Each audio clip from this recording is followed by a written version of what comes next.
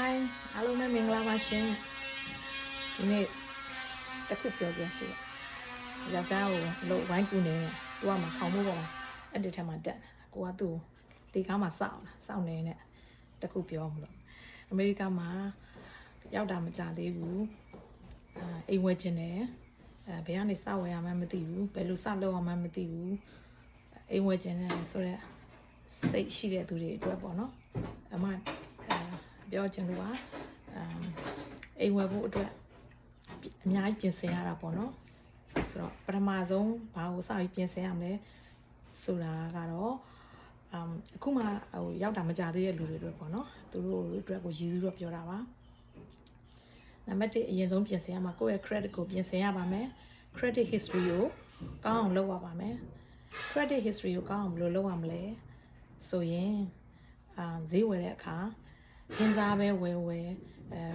ကိုယ့်ရဲ့ဘေးပဲပေးဘာပဲပေးဝယ်စားပဲဝယ်ဘာပဲဝယ်ပေါ့နော်debit card တွေ cash တွေနဲ့မဝယ်ပါနဲ့ credit card နဲ့ပဲဝယ်ပါအမတို့ဗမာနိုင်ငံကလာတဲ့သူတော်တော်များများကအကျွေးသိပ်ပြီးတော့မဝယ်ကြကြပါဘူးเนาะအထူးသဖြင့်အမတို့လို old generation တွေကပိုဆိုးပါတယ်အဲ့လိုမျိုး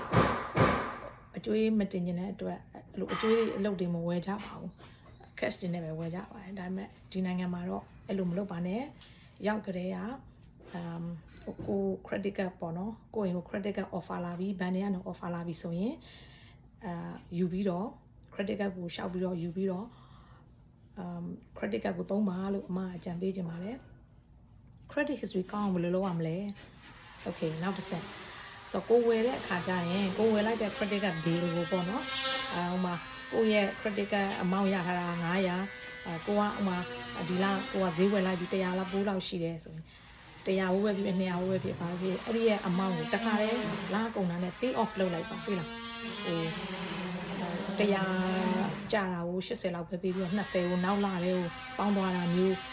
ပေါင်းသွားစေတာမျိုးအဲ့လိုမျိုးတွေမလုပ်ပါနဲ့เนาะအဲ့ဒါဆိုရင်ကိုယ့်ရဲ့ credit score ကိုနှိမ့်စေပါတယ်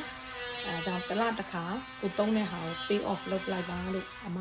အကြံပေးချင်ပါတယ်ဒါကိုယ့်ရဲ့ credit score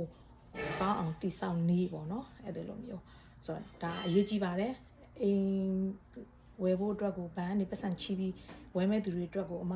ဒါပြောပြခြင်းဖြစ်ပါတယ်နော်ဟို cash နဲ့ဝယ်တဲ့လူတွေအတွက်ကတော့မပါပါဘူးเนาะ okay နောက်နေ့ကျရင်နောက်ထပ်ပြင်ဆင်ရမယ့်ဟာလေးတွေပြောပြအောင်မယ်เนาะသိလား